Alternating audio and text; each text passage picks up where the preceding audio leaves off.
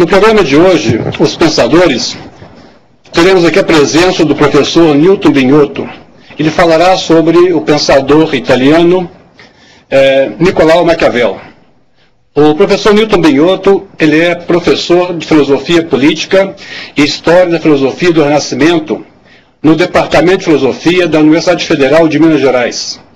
Ele é graduado em Filosofia pela mesma universidade, ele é mestre em Filosofia também pela UFMG e é doutor em Filosofia pela École des Hautes Études en Sciences Sociales, em Paris, na França. Ele organizou 2 livros. Um é Hannah Arendt, Diálogos, Reflexões e Memórias, pela editora da UFMG. E Pensar a República, também pela editora da UFMG. Ele é autor de livros como Maquiavel, para Zahar, em 2003, Origens do Republicanismo Moderno, pela editora da UFMG, em 2002, O Tirano e a Cidade, pela Discurso Editorial, em 98, e Maquiavel Republicano, pela Loyola, em 91. As perguntas e comentários poderão ser enviados pelo e-mail videoconferencia@virtual.pucminas.br ou pelos telefones 0300 313 3313 e 0 operadora 31 3274 1862. Professor Newton. Boa tarde, Haroldo. Um prazer estar aqui com você. Iniciar então essa conversa essa tarde sobre Maquiavel. Eu vou exatamente fazer um pouco isso, conversar um pouco com você sobre Maquiavel, porque Maquiavel é um desses pensadores que, ainda que nós não saibamos às vezes grandes coisas sobre ele, ou que não tenhamos tido a oportunidade de ler, sobretudo O Príncipe, que é o seu livro mais conhecido, de alguma maneira nós temos contato com a sua obra, porque nós empregamos com muita frequência no cotidiano, na cena política e mesmo na cena privada, a ideia de que alguém se comportou de maneira maquiavélica. E nós designamos atores privados ou públicos dessa maneira. Tal pessoa é maquiavélica. E nós queremos dizer com isso que ela age com astúcia, que ela age por vias indiretas, que ela age de maneira, enfim, pouco transparente, para atingir seus fins. Mas ainda, volta e meia, aparece associado ao nome desse pensador italiano a ideia de que ele teria escrito algo como os fins justificam os meios. Frase que nós devemos de início esclarecer, não existe. Ou se existe, a frase não é dele. A frase até existe, ela só não é dele. Isso é interessante, os alunos sempre perguntam na sala de aula, a única coisa que eles sabem do Maquiavel é essa famosa frase que não existe na obra do Maquiavel. Não existe na obra. Que é um mito nessa frase. É um mito. Agora, é interessante por que esse mito se colou de tal maneira a um autor, e que, mais do que isso, muitas vezes, quando nós vamos iniciar uma leitura de Maquiavel, nós iniciamos essa leitura na expectativa, primeiro de encontrar a frase, mas mais do que isso, de encontrar, aí sim é o que eu gostaria de começar a conversar, sobre o espírito da frase, quer dizer, sobre o maquiavelismo. Porque, de fato, o que é o maquiavelismo? Em primeiro lugar, o maquiavelismo não diz respeito à recepção da obra ou da própria pessoa do Maquiavel enquanto ele era vivo. Maquiavel não era percebido pelos seus amigos, pelos seus contemporâneos, como maquiavélico.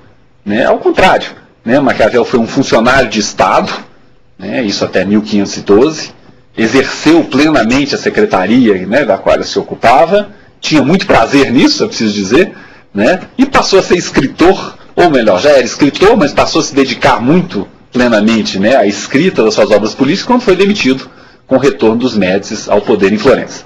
Foi expulso lá da República de Florença. Foi expulso, quer dizer, ele na verdade não chegou a ser, porque havia uma pena de expulsão realmente, ele não chegou a ser expulso, ele foi viver num pequeno sítio perto de Florença. Perto de Florença, até porque não tinha meios, precisava disso para sobreviver e passou, enfim, a viver. Então, o maquiavelismo não diz respeito à recepção, digamos assim, florentina, renascentista, imediata de Maquiavel. Seus amigos não o viam, e nem seus inimigos não o viam como tal.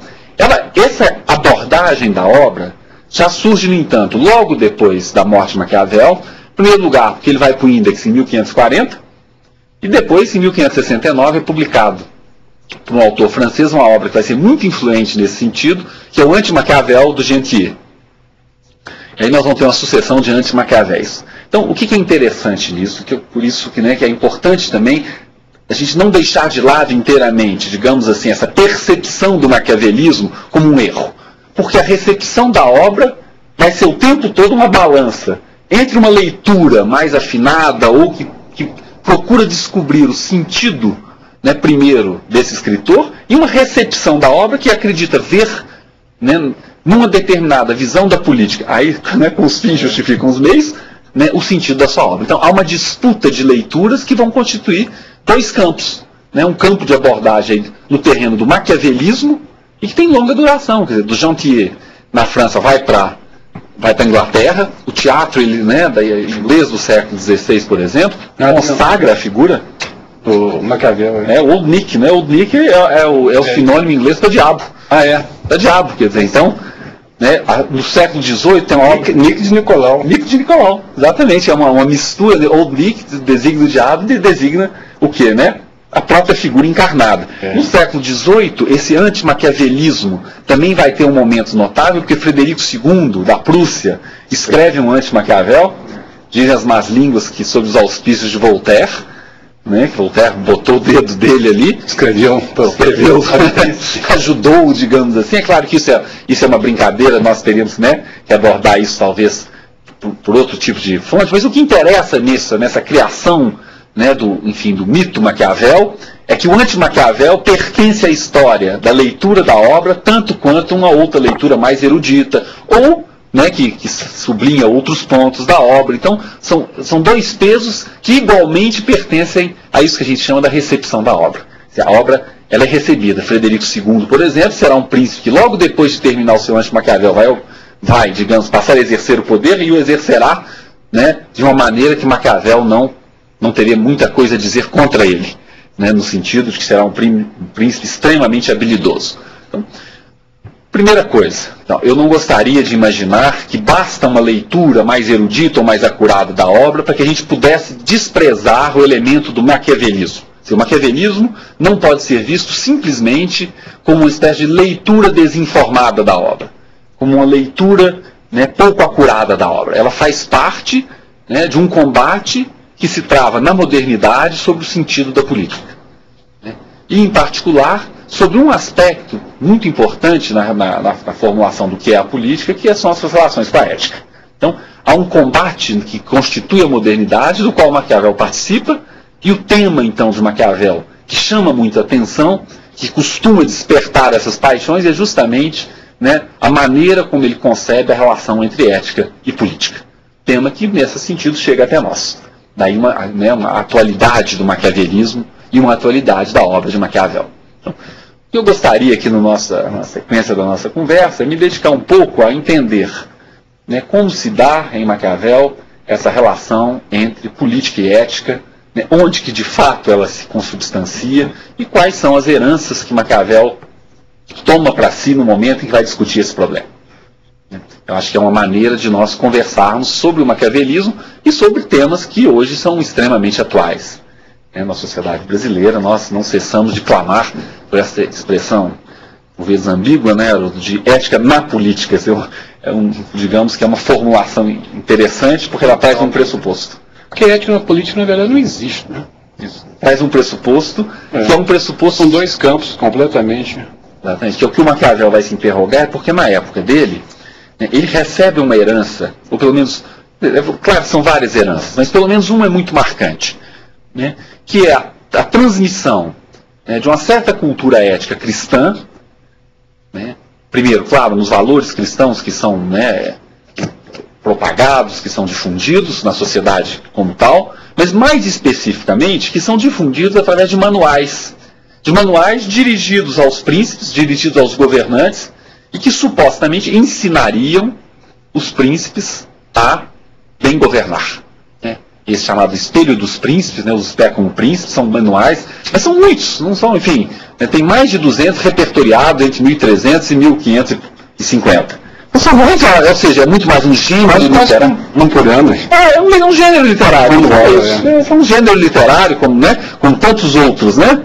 E que servem como, enfim, como maneira de transmitir valores. qual que é o suposto, né, da maioria desses, enfim, desses manuais? O suposto da maioria desses manuais é o de que, se o príncipe seguir todos os conselhos ali contidos, né, e sobretudo se comportar como um príncipe cristão, piedoso, Ele não governa. né, e tudo mais, o manual diz o quê? O manual diz que ele obterá sucesso. A pergunta de Maquiavel, né, é chegar na conclusão do Haroldo, é se de fato nós podemos seguir todos aqueles conselhos e ter sucesso, né, na condução de um Estado, que é aquilo, né, de fato para o qual os príncipes se destinam. Né? A atitude, né, do príncipe, então, diante, né, disso é de saber, né, qual que é o comportamento que ele poderá ter, de que maneira ele vai poder, né, governar o seu Estado. E é isso que Maquiavel quer saber. Então, ele escolhe a forma do príncipe, a maneira como o príncipe é constituído, a forma literária. Maquiavel utiliza-se, né, desse recurso de escrever o príncipe, o livro, o príncipe, como um espetáculo príncipe. Várias das questões que ali estão presentes são questões tradicionais, né, desses manuais. Por exemplo, ser melhor ser amado do que temido. Né? É interessante, um dos mais, para mim, um dos melhores capítulos que tem no Príncipe, isso é esse. Sem dúvida, porque ele é capaz aí de afrontar o quê? Afrontar algo que de imediato todos nós ainda hoje responderíamos, né, sem pestanejar, que nós preferimos ser amados do que temidos. Né? Não só por uma questão, né, dos valores cristãos que nos informam, mas, né, também porque, evidentemente, né, parece-nos pouco econômico, do ponto de vista do poder, que nós não sejamos amados. Maquiavel quer discutir o seguinte, né, não é o que eu acho em relação aos meus amigos. É claro que eu prefiro em relação aos meus amigos que eles, né, gostem de mim, e não que me temam, porque senão não serão meus amigos. Mas não é essa a pergunta. Maquiavel quer saber se você pode transpor um valor como o da amizade, ou o lugar que o amor tem na relação como aquela entre amigos, para o mundo público. Se eu posso sempre desejar, né, ser, né, amado. Ou outro tipo de questão, se é sempre bom ser liberal na aplicação dos recursos. Se eu não deveria, ao contrário, né, ser econômico na aplicação dos recursos. Evidentemente, ele vai dizer também, né, aí, normalmente nós preferimos, né, ser liberais na distribuição dos recursos e não econômicos. Ao entrar nesse território, Maquiavel sabe, no entanto, que está entrando num território perigoso, né, num território, enfim, difícil. Tanto é, eu gostaria de citar muito rapidamente um pequeno trecho, né, de uma outra obra dele, né, que é os discursos sobre a primeira década de Tito Livio, né, o que a gente normalmente chama dos discursos, em que ele diz o seguinte: mas minha intenção, sendo a de escrever coisas que sejam úteis a quem quiser escutá-las, pareceu-me mais pertinente estar em acordo com a verdade efetiva das coisas do que com a imaginação que dela temos. Muitos imaginaram repúblicas e principados que nunca foram vistos, nem conhecidos como verdadeiros. E, de fato, há uma tal distância entre a maneira como vivemos daquela como deveríamos viver, que aquele deixa aquilo que se faz pelo que deveria ser feito, aprende a se destruir e não se preservar. Na verdade, esse trecho é do capítulo 15º do Príncipe. O que eu queria dizer é que no começo dos discursos, né, do discurso sobre a primeira década de Tito Livio, ele diz algo semelhante, dizendo: eu tenho consciência de que estou entrando em terras perigosas e pouco que até hoje não exploradas. Então, há um sentimento em Maquiavel muito claro, né, da novidade que ele está dizendo. E o princípio operador do seu pensamento, aí sim é esse trecho que eu li do Príncipe, do 15º capítulo, no qual ele diz o quê? Eu quero trocar uma maneira de fazer a política, que é de olhar para o ideal e abandonar aquilo como as coisas são. Eu quero, então, encontrar, né, isso, né, a verdade efetiva, a verità effectuale. Né? Eu quero, então, fazer as mesmas perguntas que os espelhos dos príncipes, mas usando um outro critério. Por quê? Porque nos espelhos dos príncipes a resposta vem antes. Os valores éticos são constituídos em outro território, como lembrou Haroldo. Antes da experiência. Né? E quando são transpostos para o campo da política, eles aparecem com valores absolutos, né, com os quais eu não posso transigir. Né? A pergunta de Maquiavel é se nós não devemos, ao transformar o meu campo de problemas, do problema ético, estrito senso, né, problemas sobre valores, né, estrito senso, num problema sobre o mundo da política, se eu posso conservar os mesmos conceitos, com as mesmas determinações e chegar ao mesmo ponto. Esse, digamos assim, é a passagem que Maquiavel vai operar da ética para a política. O que não quer dizer, e aí entra o maquiavelismo, que Maquiavel tenha dito que a política possa existir sem a ética. Ou que a ética, né, não precise da política. O que ele está dizendo é que são campos diferentes e que vão se comunicar o tempo todo. Que vão se tocar o tempo todo. Mas vão se tocar por quê? Porque, evidentemente, a vida política, né, é uma somatória das nossas imaginações, dos nossos desejos, dos nossos valores e, né, dos nossos contratos. Né, palavra que, evidentemente, não pertence a Maquiavel. O que ele pretende, então, é dizer o seguinte: nós temos um caminho. Esse caminho, eu tenho um recurso. E esse recurso é abandonar a ideia de uma sociedade ideal para me governar pela ideia da verdade efetiva das coisas. Esse é o truque maquiaveliano, a gente pode dizer, e ele está muito bem expresso no 15º capítulo. Com isso, ele abandona toda uma tradição. Desde os clássicos, a ideia de uma cidade ideal, que pudesse regular o meu pensamento, que pudesse me servir como espelho, como estrela polar, né, foi parte fundamental, né, da maneira de ver a política. O que Maquiavel diz explicitamente é que muitos se perderam exatamente nisso.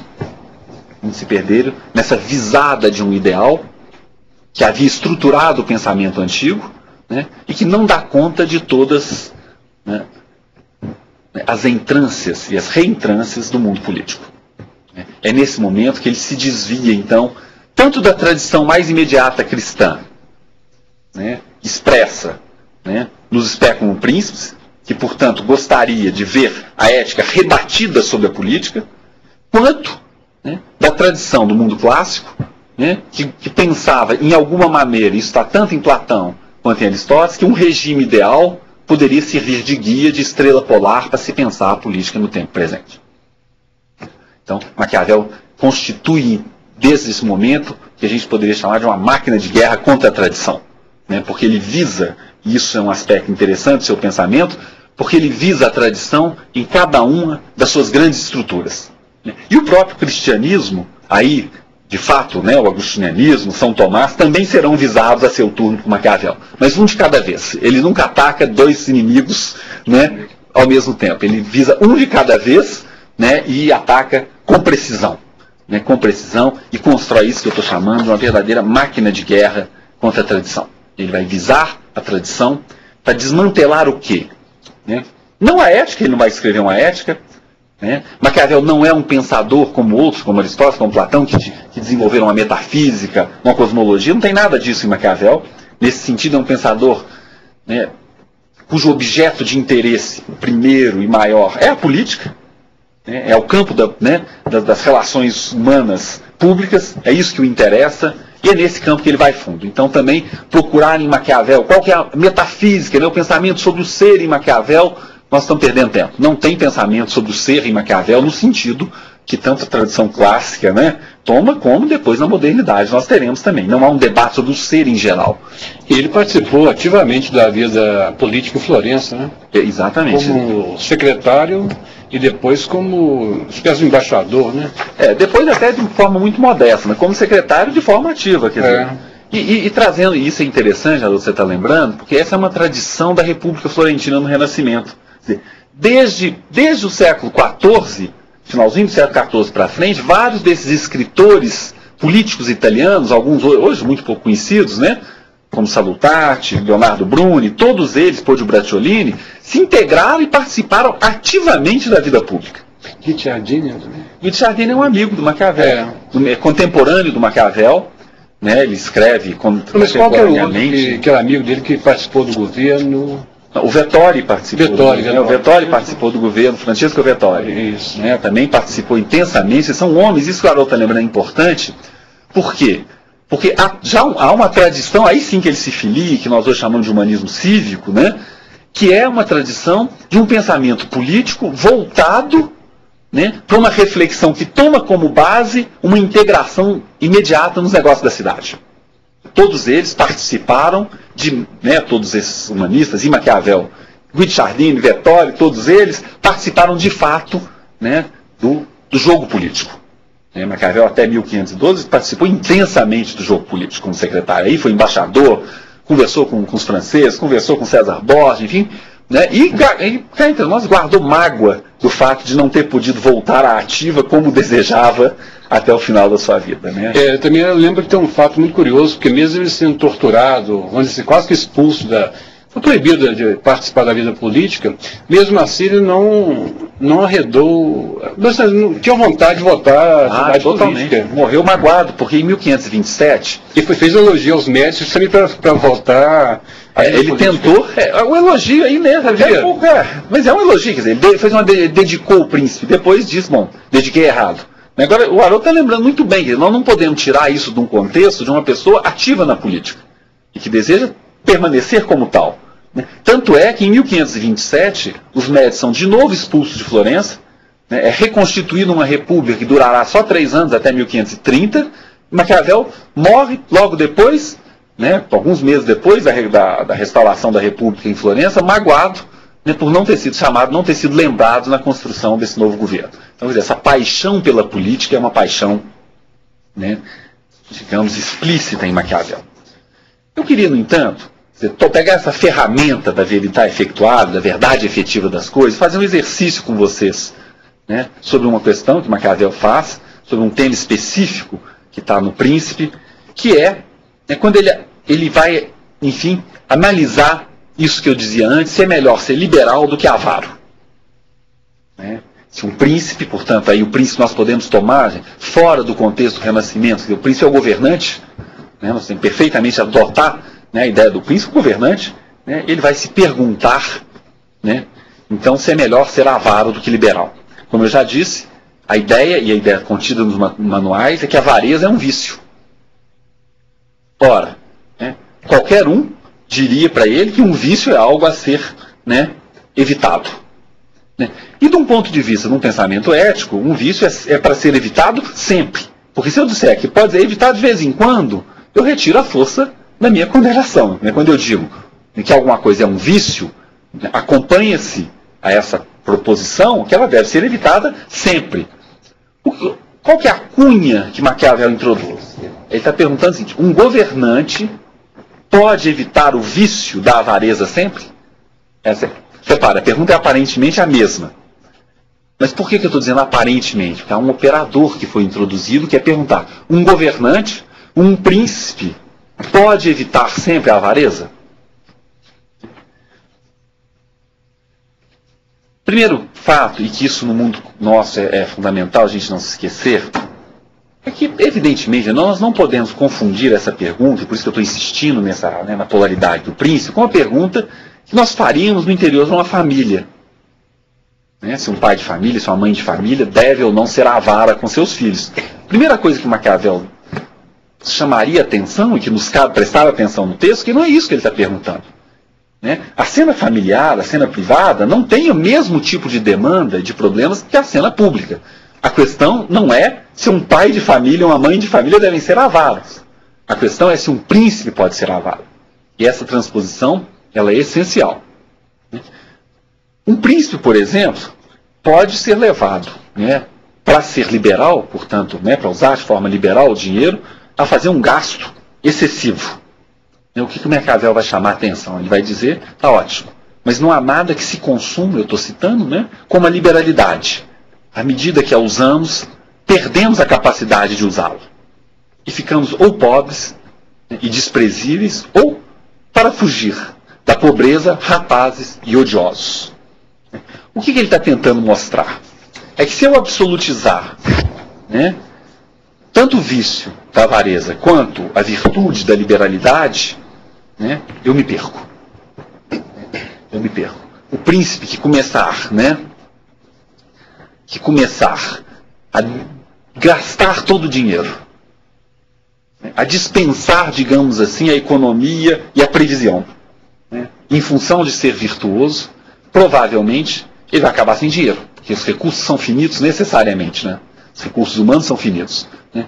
Ora, ele ou perderá o poder, porque não terá mais o dinheiro que o fazia ser amado, ou terá de recorrer a crueldades né, a outros vícios para obter dinheiro.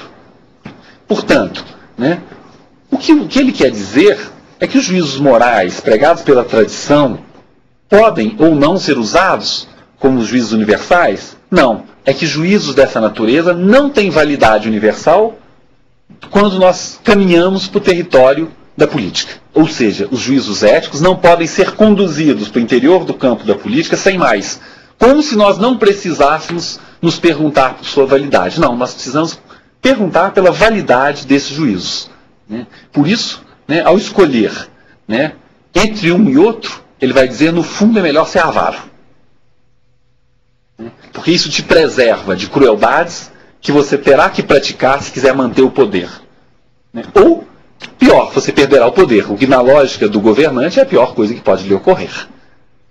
E depois também a imagem do príncipe avaro é muito melhor do que, melhor assim, muito mais efetiva do que o príncipe gastador, né, liberal. Exatamente. Mesmo, quer dizer, a imagem, o príncipe terá dificuldade justamente de preservar aquilo a imagem governante, né, a sua imagem. E aí nós caímos, né, justamente nisso que você está dizendo, da imagem, quer dizer, que é aquela questão que nós chamamos a atenção antes. Por que é melhor ser amado ou temido? Afinal, o que é melhor ser, né, numa relação? Ser amado ou temido? Ora, de novo, não tem a menor dúvida. Ainda mais no contexto cristão, o melhor é ser amado. Né? E, mas, é claro, bem, o problema é se ser amado evita, de novo, a mesma coisa, a violência, a crueldade, a rapacidade no campo da política. Se do fato de eu ser amado, né, eu posso, né, dizer que, né, eu evito, digamos assim, eu evito ser, né, tragado pelo temor. Essa mesma dialética entre dois valores, Maquiavel vai mostrar que esse debate, né, não tem uma solução única. O príncipe não pode desejar só ser temido, porque lhe faltará adesão. As pessoas terão tal medo dele que ficarão muito felizes em vê-lo cair. Né? Mas também não é verdade que ele possa só ser amado. Por quê? Porque Maquiavel mostra que você querer só ser amado é perder, né, o núcleo da relação, que implica, né, também na presença de um elemento, né, que nunca aparece nos espelhos dos príncipes, que é o elemento da força. Ou seja, não existe o campo, né, digamos assim, o campo, né, da política não pode ser construído sem que nós levemos em conta a dimensão da força. Não existe campo da política sem a dimensão da força. O que não quer dizer, como alguns jovens que frequentaram, inclusive, né, havia em Florença nessa época debates nos jardins de uma família Rucellai, né, em que, enfim, reuniam-se alguns mais velhos, como no caso era Maquiavel, e alguns jovens, que debatiam política, mas também poesia, literatura. Mas essa geração pós-retorno dos Médici, em 1512, ela era muito tentada pela ideia de que o nervo da política seria a força. Em Maquiavel não é essa a proposição. Né? Maquiavel, ao contrário, tentava mostrar que a força não é o nervo da política, ela é parte da política. Ela faz parte do universo. Assim como, lembrava Haroldo, a imagem faz parte da política. Maquiavel tinha plena consciência disso. Né? De que a imagem é parte da constituição, né, desse mundo político. Só ser amado, né, pressupõe que o valor universal do amor seria vivido por todos os homens particulares na mesma universalidade. Ele não está dizendo que o valor do amor não seja universal. Ele está dizendo que os homens não adotam esse valor da maneira que desejaríamos, digamos assim, que ocorresse. Né? Os homens em geral, né, estarão muito mais no caminho do meio. Né? Estarão muito mais entre, né, o temor e o amor, numa condição mediana. Eu lembro que ele fala que os laços do amor são laços frágeis. Portanto, hoje está amando, amanhã pode estar odiando o governante. Porque ele vai atacar a ideia de que basta mostrar que um dado príncipe age com crueldade para que nós possamos julgar todas as suas ações. É claro que não se deve desejar a violência. Né? Mas é preciso não se esquecer nunca que nem sempre, quando agimos com boas intenções, os resultados são bons. Né? Ou seja, do ponto de vista daqueles que de alguma forma participam de uma ação, existe, é claro, uma certa objetividade dos resultados que vai modificar a percepção dos meios. Né? Por exemplo, é melhor continuar vivo e até mesmo gostar né, de viver sob um príncipe, sob o jugo de um príncipe, né, do que ser escravizado por outros povos. Né? São duas possibilidades totalmente inscritas no terreno da política. Né? Muitas vezes a adesão a um príncipe, a um governante, né, que não tem todas as características, é a maneira de se impedir a escravidão, no sentido de, né, da perda da soberania. Né? Ora, nesse momento, né, de maneira alguma, né, nós poderíamos dizer, né, que os homens teriam por opção fundamental, né, e definitiva essa perda, né, da posição, né, que eles ocupam. Essa questão que eu estou falando da posição do homem, como Maquiavel vai fazer? Também é isso, toda a corrente, né, que chega até ele, né, a corrente cristã, vai dizer, né, de um homem que tende ao bem, que procura o bem, que deseja o bem. E é por isso que, se essa é a tendência natural dos homens, nós poderíamos imaginar que a política deveria refletir essa tendência, deveria acolher essa tendência e procurar realizá-la, procurar torná-la ativa. Ora, Maquiavel aí parte para um outro território e diz o seguinte: dos homens, podemos, em geral, dizer o seguinte, que eles são ingratos, volúveis, simuladores e dissimuladores, inimigos do perigo e ávidos de ganho. Essa é a descrição que ele faz, e ao longo da obra do Maquiavel ele repete esse tipo de, digamos, de descrição negativa da condição humana de maneira muito, muito clara. Né? O que ele nos alerta? É que a ideia de que nós possamos nos comportar no mundo público como se todos aqueles governados e governantes estivessem procurando o bem é falsa. É falso, os homens não procuram sempre o bem, né? E aí Maquiavel exagera, né, nesse sentido, nas tintas da sua descrição da natureza humana, para nos forçar a fazer o quê? Né? Não tanto para fornecer uma antropologia no sentido forte dessa palavra, um estudo da natureza do homem, né, uma antropologia filosófica no sentido estrito, né, uma disciplina filosófica, não é isso que está aqui, não. É simplesmente para retirar a ideia de que nós possamos, objetivamente, considerar a procura do bem como algo universalmente capaz de nos dizer da nossa relação com o mundo da política. Mas olha, se você for calcular, né, se você for olhar, né, digamos assim, os homens, é melhor considerá-los como capazes das piores baixezas, como capazes, diz ele provocativamente, de ficar mais tristes com a perda do patrimônio do que com a morte do pai. Frase tenebrosa, né? Mas que serve para quê? Insisto, muito mais do que para produzir uma compreensão global do homem, para dizer nós não podemos pensar a política a partir daquela outra proposição que os homens visam o bem. Então, o exagero maquiaveliano de um lado serve para rechaçar a universalidade de uma proposição que nos conduz à ruína, né? A ideia de que os homens desejam o bem. Então, ele se contrapõe dizendo, é como se fosse uma equação. Se eu for calcular uma determinada situação de poder, né, de que maneira eu vou entrar com essa variável que são os homens?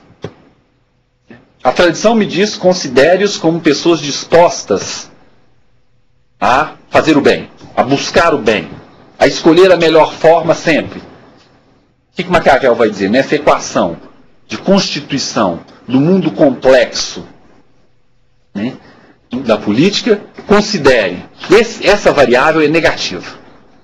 A variável, né, da natureza dos homens, ela é sempre negativa. Então, se eu tiver que esperar alguma coisa, se eu tiver que considerar, eu considero que os homens não me ajudarão. Como lembra o Haroldo, vão tergiversar no amor, vão tergiversar na constância, vão recuar diante das dificuldades. Né? O que é uma maneira, se nós formos observar o argumento maquiaveliano, de retirar, na verdade, o problema da natureza humana da equação da política. Ou seja, eu introduzo elementos da natureza humana, sim, na equação da política, mas como negatividade. Então eu não preciso, no fundo, né, saber exatamente como comportam-se os homens numa dada situação política, porque esse cálculo seria de tamanha complexidade, a natureza humana é de tamanha complexidade, que eu me perderia nele. E ao me perder nele, né, nós perderíamos a capacidade de efetivamente analisar, né, uma dada situação política, né, de acordo com esse princípio maquiaveliano, de novo, da verdade efetiva das coisas. Né? Então, Maquiavel vai deslocando esse eixo da política, vai retirando desse eixo da política, portanto, toda essa capa, né, que nos obrigaria a considerar as coisas dessa maneira. O seu mundo, então, de um lado, é um mundo da fortuna e da virtude, sobre o qual nós vamos falar agora. E o outro eixo, sobre o qual nós já falamos um pouco, da força e da imagem. Para terminar essa parte da força e da imagem, Maquiavel é um pioneiro, né, na distinção entre o ser e o parecer. Maquiavel é um pioneiro, isso que nós hoje vivemos, de certa maneira, esse império das imagens, né, a importância da imagem na política. Maquiavel é um pioneiro nessa análise, não para dizer, de novo, que os homens devem ser fingidores, médios, mas é que isso não é importante, é que os homens não sabem distinguir entre o fingimento e o ser de alguém. Não há mecanismos no terreno do público que me permita sempre dizer de alguém, né, que ele está fingindo um valor ou se ele está vivendo um valor. Olha, alguns analistas podem perfeitamente, digamos assim, desvendar o fingimento de um homem público. Mas Maquiavel, ironicamente, vai dizer, não se preocupem, sempre vai haver alguns que acreditarão nele. Portanto, não existe o puro ser que se mostraria na política. Assim como não existe o puro parecer. Porque quando você diz, e você ocupa o mundo público dizendo, farei isso, farei aquilo outro, você vende, né, uma imagem, para usar os nossos termos, portanto é o mundo do puro parecer, você será cobrado, no entanto, por aquilo que as pessoas atribuíram à sua imagem também. Ou seja, a presença do ator público, né, é sim no campo do simbólico, os símbolos são fundamentais na política, é sim no campo do imaginário, né, mas se contrapõe, né, também, né, nesse equilíbrio entre o ser e o parecer. Professor, nessa parte eu lembro uma imagem que eu acho interessante, né, na parte do príncipe.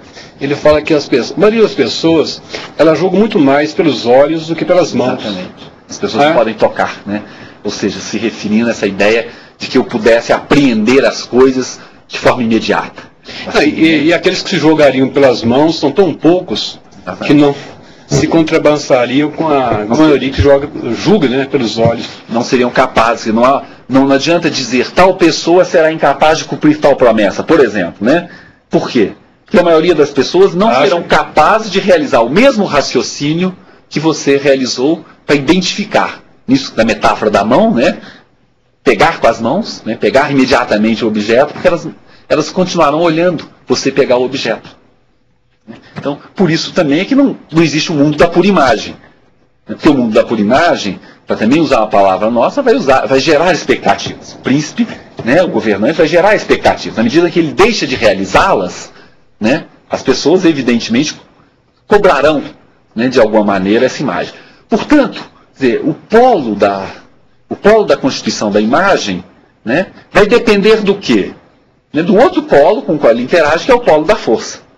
E aí a importância de um exemplo em Maquiavel, né, de Savonarola. Savonarola é um monge, né, até onde nós podemos, né, saber historicamente, um homem de convicções verdadeiras, religiosas, e que sonhou, né, a partir de 1494, ele prega já há algum tempo em Florença, pregou, se retirou, mas a partir de 1490 ele é um pregador importante em Florença, e que vai cada vez mais ocupando um terreno profético. E qual era a profecia dele? De que Florença seria a nova Jerusalém, que realizaria... Contestando o poder papal, inclusive. Um herege, nesse sentido, enfim, papal. Né, imediatamente, Alexandre VI, que era o Papa na época, um Papa, inclusive, né, muito especial nesse sentido, porque tinha filhos aos borbotões, amantes conhecidas, né, enfim, para a gente ter uma ideia um pouco do que era a Igreja do Renascimento, César Borgia, esse terrível capitão, né, sobre o qual tanto fala Maquiavel, é filho, né, de Alexandre VI. Né? Enfim, com uma cortesã.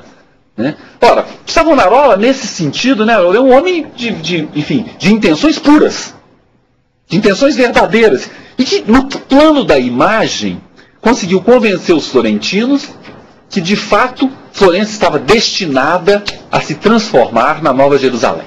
Isso é que é extraordinário. Né? Maquiavel, já muito jovem, olha aquilo com esquisitice, ele diz assim, as pessoas estão acreditando num frade, mas pouco interessa. Nesse momento, justamente, a crítica maquiaveliana, ainda ele é muito jovem nesse momento, mas a crítica dele é ineficaz, porque as pessoas acreditam nisso. As pessoas acreditam. Mas ele observou os discursos lá do Savonarola, e daí ele retira a ideia que a palavra conquistava os fiéis, os crentes, conquistava as massas. Conquistava com as palavras. O profeta desarmado. O grande problema é esse, quer dizer, Maquiavel aprenderá com Savonarola a grande importância da palavra, a grande importância da imagem. E aprenderá também com Savonarola que esse lugar do símbolo e do imaginário conquistado ainda assim depende da força. Né? Savonarola vai cair, vai ser queimado vivo, né? Em 1498, na praça principal, né? E qual que é a conclusão de Maquiavel? Vai dizer, o que lhe faltou não foi poder de persuasão, não foi capacidade de persuadir os homens.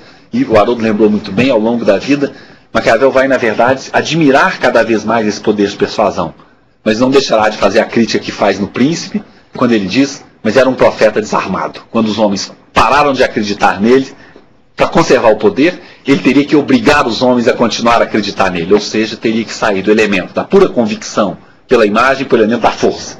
Isso ele não soube fazer. Não tinha nem exército, né? Não. Isso ele não soube fazer, não tinha como, não se preocupou em ter meios, e portanto, no momento em que a sua imagem desmoronou, né, que a acusação de heresia feita por um Papa, né, como Alexandre VI, pegou, né, e pegou-o então numa situação desprovido de meios para conservar, né, o seu poder. Esse é um eixo. Um outro eixo fundamental do pensamento de Maquiavel é essa relação entre o que ele chama virtude e fortuna. E por que eu estou conservando aqui a palavra virtude, assim como Maquiavel conservou? Porque virtude não é virtude. Né? Como nós fizemos aí na primeira parte dessa nossa conversa, uma crítica da virtude. Por isso que é importante conservar a virtude. E aí alguns tradutores optam por habilidade, enfim. É uma palavra, de fato, de difícil tradução, não pela dificuldade em si, porque virtude, enfim, né, significa né, virtude, mas capacidade de ação. Mas, de qualquer maneira, hoje em dia os tradutores preferem, eu acho que eles têm razão, né, manter a palavra virtude. Por quê? Porque o importante não é tanto nós, né, saibamos ou encontramos uma boa tradução para virtude. É definir a virtude como uma capacidade, justamente, do ator dar conta das situações concretas nas quais ele se encontra. Isso não tem nada a ver, esse é o ponto essencial, com a virtude cristã. É uma habilidade, como lembrou Haroldo, né, uma capacidade de dar conta como ator político. Porque a palavra em italiano vem de vir, que significa força, na verdade. Virtude, né? Eficiência, né? Vem do latim também, né? Tem um caminho aí muito, né, muito específico. E a palavra virtute existe no italiano também, né? E, aliás, ele usa quando quer dizer outra coisa. Mas não tem um aspecto de virtude moral. Virtude aí no sentido de capacidade mesmo. Exatamente. Ele quer dizer, olha, não é a mesma coisa. No polo da fortuna, o que é isso? Lá no final do Príncipe, Maquiavel vai dizer que os homens são governados metade, né, pelo que ele chama de livre-arbítrio, pela liberdade de escolha, metade pela fortuna. Né? A fortuna, gente, é o elemento imprevisível do mundo. Né? Maquiavel se serve dessa deusa romana, dessa figura da deusa romana, mas isso não é importante aí tanto o fato de ser uma deusa, se não é uma deusa. O que é fundamental é que essa capacidade, né, a virtude, se contrapõe sempre a um terreno onde ela vai exercer-se. Esse terreno, ele é passível de alguma determinação e de escolha. Maquiavel vai dizer da metade, é claro que a metade é simplesmente uma metáfora, né, e a outra metade fica por conta da indeterminação das coisas dos homens. Então, a política não é uma arte que possa ser exercida, né, com total saber. Não existe um saber absoluto sobre a política. Ou melhor, um saber que pudesse ser absoluto para o ator. Né? Não tem como ensinar tudo para um ator político. No momento em que ele vai agir, ele vai precisar da virtude.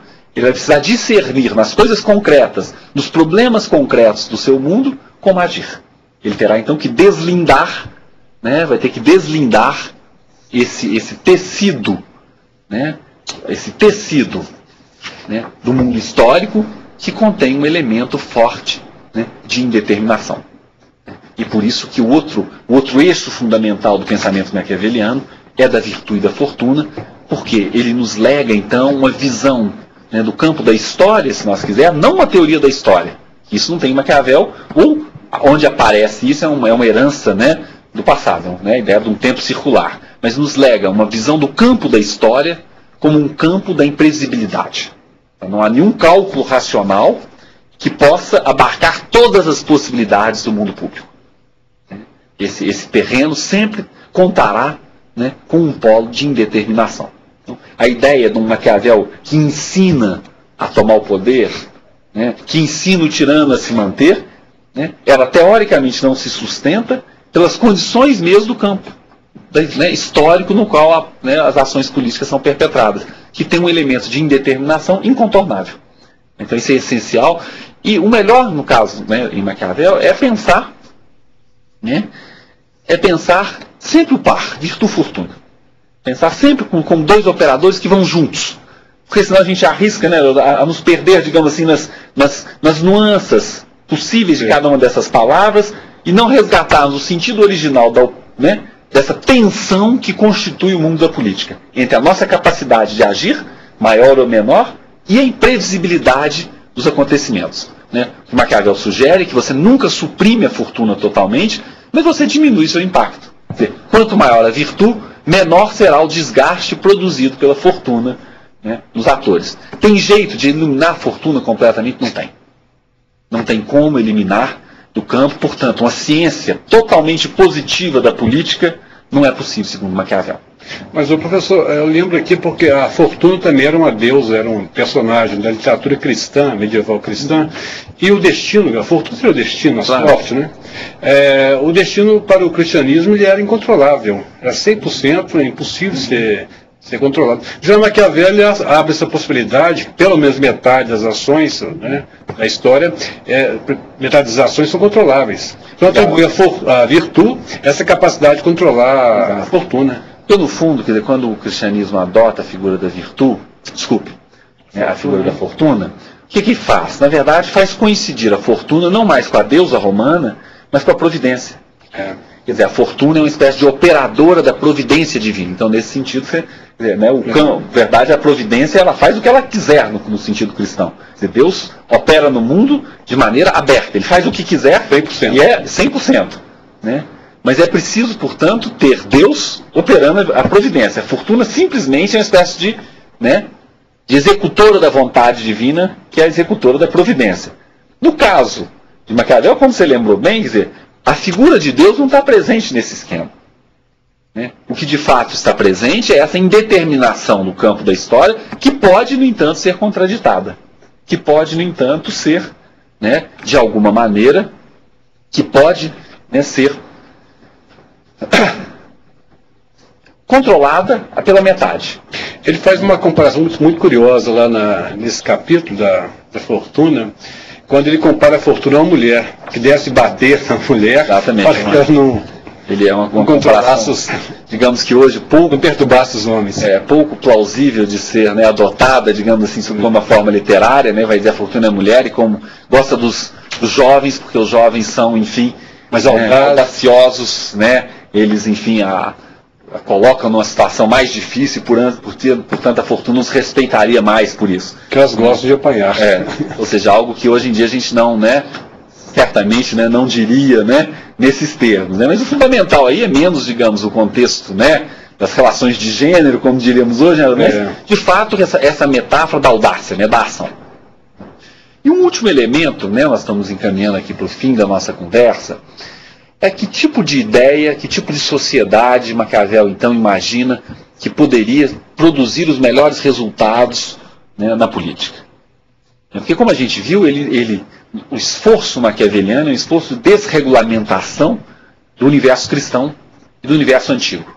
Né? Ele se contrapõe tanto à ideia de um regime ideal, quanto à ideia das virtudes cristãs, quanto à ideia, né, dos manuais de política, quanto à ideia, né, de um mundo regulado, né, de fora dele. Né? O que sobra, então?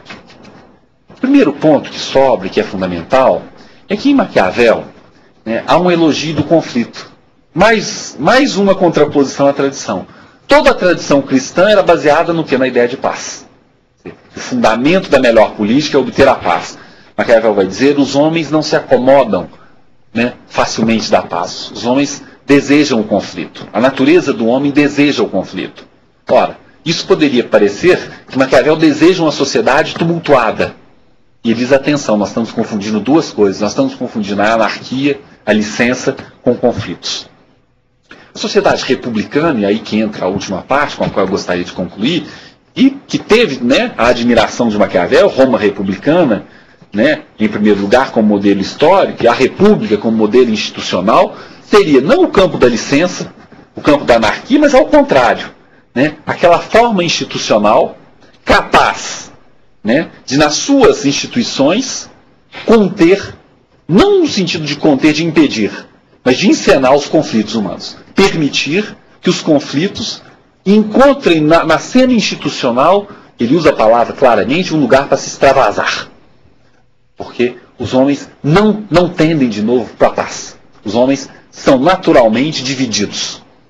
O problema não é que eles sejam divididos, não é que eles tenham uma natureza conflituosa. É deixar que essa natureza conflituosa destrua, né, as instituições. Ora, o papel das instituições, e aí hoje nós diríamos modernamente do direito, né, é acolher o conflito. Por quê? Porque o conflito não desaparecerá. A partir do momento em que a cena pública não dá conta mais de acolher o conflito, ele vai reaparecer em outros lugares. Uma república, portanto, a forma republicana seria, por excelência, aquela forma capaz de acolher conflitos. Capaz de trazer para si conflitos, né, e dar o palco para que eles ocorram. No lugar das pessoas se caluniarem, que elas se acusem, que elas se processem e que sejam julgadas, condenadas ou não. Ou mais que isso, que no plano político, que os debates ocorram francamente, num cenário, né, institucional. Quer dizer, o sonho maquiaveliano era de uma Itália unificada, sonho que ele não viu, não teria como ver. Só no século XIX. Só no século XIX, né, enfim, ficou como um sonho.